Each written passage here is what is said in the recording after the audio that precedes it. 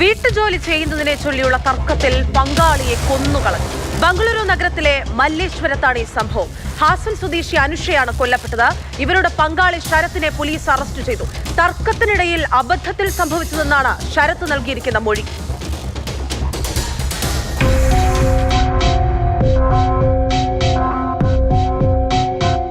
ഹാസനിലെ സകലേഷ്പുര സ്വദേശികളാണ് ശരത്തും കൊല്ലപ്പെട്ട അനുഷയും.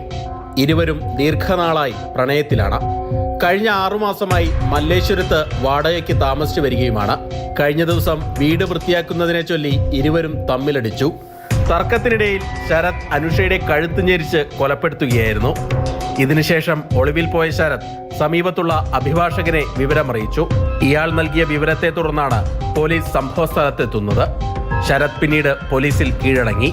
തർക്കത്തിനിടയിൽ അബദ്ധത്തിൽ സംഭവിച്ചതാണ് എന്നാണ് ശരത് നൽകിയിരിക്കുന്ന മൊഴി.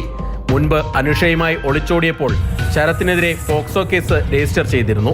പിന്നീട് പ്രായപൂർത്തിയായതിനു ശേഷം ഇരുവരും ഒന്നിച്ച് ജീവിക്കാൻ തീരുമാനിക്കുകയായിരുന്നു. അതിനിടയിലാണ് കൊലപാതകം.